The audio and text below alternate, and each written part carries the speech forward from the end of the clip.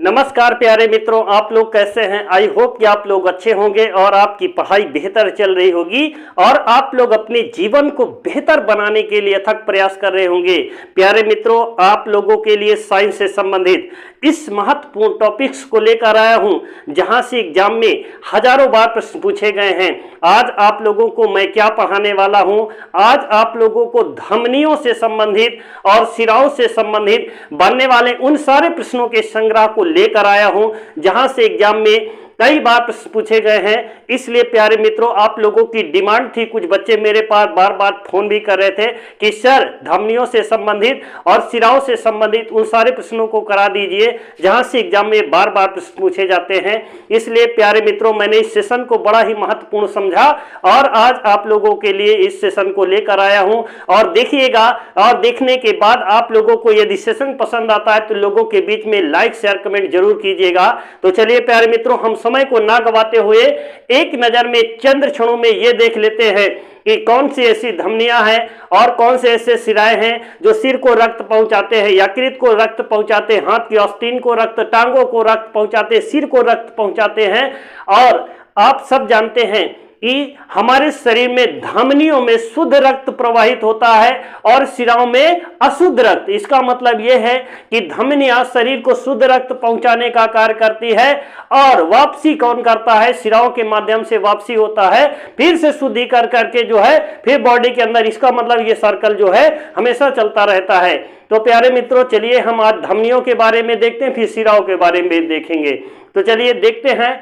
सबसे पहले देखेंगे, इधर आपको लिखा मिल जाएगा कैरोटिड धमनी। जी हाँ, एक कैरोटिड धमनी होती है और इस कैरोटिड धमनी का कार्य क्या होता है, सिर को रक्त पहुंचाने का कार्य करती है। जी हाँ, कैरोटिड धमनी किसको रक्त पहुंचाती है, तो याद रखना ये सिर को रक्त पहुंचाने का कार्य कौन करती है, कैरोटिड धमनी करती है। ये कई बार आया है कि सिर को रक्त पहुंचाने का कार्य कौन सी धमनी करती है, तो आपके ऑप्शन में एक होगा ऑप्शन कैरोटिड धमनी, जो सिर को रक्त पहुंचाने का कार्य करती है। और दूसरे नंबर पर देखेंगे, लिखा मिलेगा आपको सबक्लेवियन धमनी। जी हाँ, सबक्लेवियन धमनी किसको रक्त पहुंचाने का कार्य करती है, तो याद रखना सबक्लेवियन जो धमनी है ये बाजुओं को रक्त पहुंचाने का कार्य करती है। जी हाँ, अब हम तुम्हारे बाजुओं में कातिल में देखेंगे कितना दम है, तो याद रखना बाजुओं को रक्त पहुंचाने का कार्य कौन करता है, सबक्लेवियन धमनी करती है, जो बाजू को जो है रक्त पहुंचाने का कार्य होता है। और तीसरे नंबर पर देखेंगे पाल्मोनरी धमनी। जी हाँ, पाल्मोनरी धमनी और पाल्मोनरी सिरा ये बॉडी के अंदर अपवाद है। क्या है, ये अपवाद है। तो याद रखना पाल्मोनरी धमनी फेफड़े को रक्त पहुंचाने का कार्य करती है और इसमें जानते हैं धमनियों में शुद्ध और अशुद्ध, यानी कि इसका मतलब कि उल्टा कार्य होता है, जो एक अपवाद का कारण बनी हुई है। उसके बाद देखेंगे एओर्टा।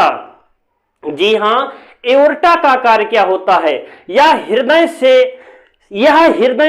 एओर्टा क्या करता है, पूरे हृदय से पूरे शरीर के अंदर, पूरे बॉडी के अंदर जो है रक्त पहुंचाने का कार्य कौन करता है, एओर्टा के माध्यम से। जी हाँ, शरीर के अंदर एओर्टा क्या करता है, हृदय से संपूर्ण शरीर के अंदर रक्त पहुंचाने का कार्य एओर्टा का है। और उसके नीचे आप देखेंगे आपको मिलेगा, क्या दिख रहा है, रीनल धमनी। जी हाँ, रीनल धमनी का कार्य क्या होता है, ये ब्रिक को जानते हैं ना, ब्रिक रक्त का शुद्धिकरण का होता है, ब्रिक में होता है। और याद रखना इस ब्रिक में जो है रक्त पहुंचाने का कार्य कौन सी धमनी करती है, तो याद रखना रीनल धमनी करती है। कौन सी धमनी करती है प्यारे मित्रों, रीनल धमनी जो है ब्रिक को रक्त पहुंचाने का कार्य करती है। उसके बाद देखेंगे नीचे आकर के हिपैटिक धमनी। कौन सी धमनी है, हिपैटिक धमनी को देखेंगे कि हिपैटिक धमनी शरीर के किस अंग को रक्त पहुंचाने का कार्य करती है, तो याद रखना यकृत को। जी हाँ, किसको, हिपैटिक धमनी यकृत को रक्त पहुंचाने का कार्य करती है। और उसके आगे देखेंगे ये मिलेगा आपको गैस्ट्रिक धमनी। जी हाँ, गैस्ट्रिक धमनी शरीर के किस अंग को रक्त पहुंचाने का कार्य करती है, तो याद रखना अमाशय। किसको पहुंचाती है, याद रखना गैस्ट्रिक धमनी अमाशय को रक्त पहुंचाने का कार्य करती है।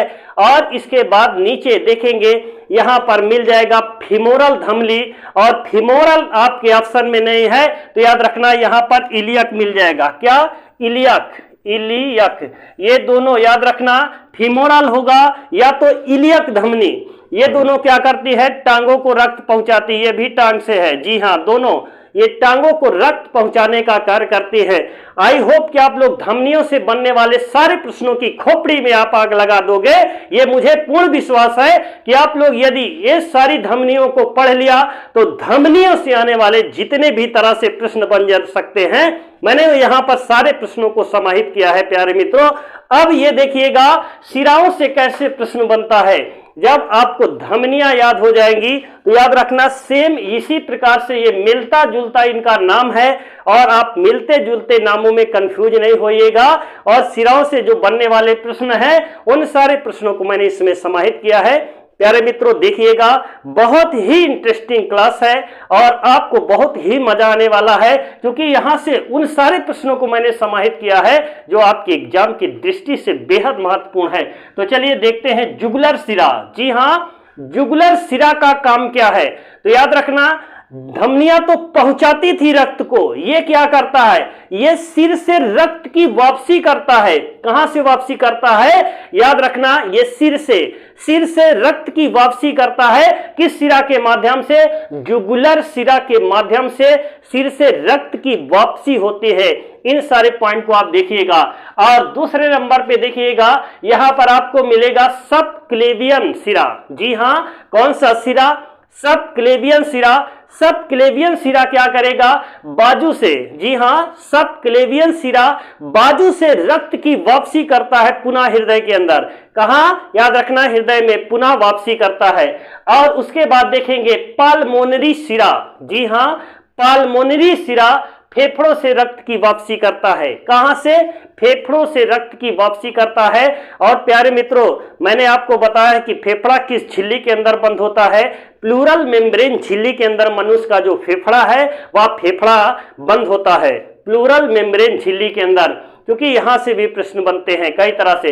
और मैंने उन सारे प्रश्नों को बताया है कि क्रेनियम झिल्ली किसमें बंद होता है, और हृदय पेरिटोनियम के अंदर, पेरिकार्डियम के अंदर बंद होता है, और गुर्दा पेरिटोनियम के अंदर बंद होता है, फेफड़ा प्लूरल मेम्ब्रेन झिल्ली के अंदर बंद होता है। इन सारे प्रश्नों को मैंने बताया अपने ऑफलाइन क्लास में, और आप लोग देखते हैं कि आप लोग कैसे कैसे मैंने यहाँ पे सारे प्रश्नों को समाहित किया है जो एग्जाम के लिए बेहद महत्वपूर्ण है। आप देखिएगा वेना केवा, वेना केवा का काम क्या है, वेना केवा जैसे एओर्टा क्या करता है पूरे बॉडी में, जी हां एओर्टा क्या करता है हृदय से पूरे शरीर को रक्त की पहुंचाने का कार्य करता है, वो कौन करता है, एओर्टा।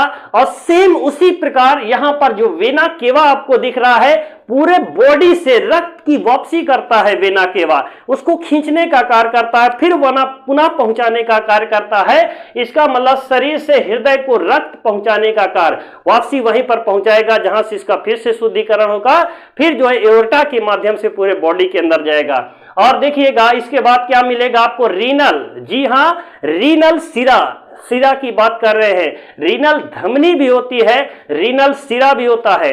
रीनल शिरा क्या करेगा, वृक्क से रक्त की वापसी करता है। किसे करता है, वृक्क से रक्त की वापसी करने का कार्य करता है। अब देखिएगा इसके नीचे लिखा हुआ मिलेगा आपको हिपैटिक, जी हां हिपैटिक शिरा है, ये जितना है इधर मैंने लिख दिया, ये सब टोटल शिरा है। हिपैटिक शिरा यकृत से रक्त की वापसी करता है, किससे करता है, यकृत से रक्त की वापसी करता है। और लास्ट में देखिएगा इलियक शिरा या फीमोरल शिरा, जैसा कि मैंने इधर लिखकर आपको बताया है दोनों को, वैसे सेम इधर है इलियक शिरा या फीमोरल शिरा किससे रक्त की वापसी करता है, याद रखना ये टांगों से रक्त की वापसी करता है। और प्यारे मित्रों आई होप कि आप लोग मेरी बात को समझ पाए होंगे, और आप लोग नहीं समझ पाए, कहीं भी आपको कोई दिक्कत है तो कृपया आप लोग कमेंट बॉक्स में कमेंट जरूर कीजिएगा। आपको किसी भी प्रकार से यदि आपको समझने में दिक्कत हो रही है या कौन सा ऐसा टॉपिक्स चलाया जाए जो आपको ऐसा लग रहा है कि सर ये चलना चाहिए, तो आप लोग कमेंट बॉक्स में जरूर कमेंट कीजिएगा। और आपको क्या क्या ऐसे सब्जेक्ट जो आपकी जरूरत की चीजें हैं आप बताइएगा, आप तक पहुंचाने के लिए मैं राम सर पूरा प्रयास आपके लिए जारी होगा। और ये जो संघर्ष है संघर्ष मेरा निरंतर जारी रहेगा। प्यारे मित्रों, आप लोगों के लिए ही ये चैनल को बनाया हूं, सिर्फ शिक्षा का प्रसार करने के लिए। जितना भी मेरे अंदर मां सरस्वती की कृपा है, अगर उन्होंने मेरे अंदर ज्ञान दिया है तो मैं उस ज्ञान को आप लोगों तक सिर्फ बिखेरने के लिए पूरा प्रयास मेरा रहेगा कि जितने भी लोगों तक ये पहुंच जाए उतना ही मेरे लिए, मेरे आत्मा को शांति मिलेगी। प्यारे मित्रों, और आज की क्लास को यहीं पर विराम करता हूं। जय हिंद, वंदे मातरम।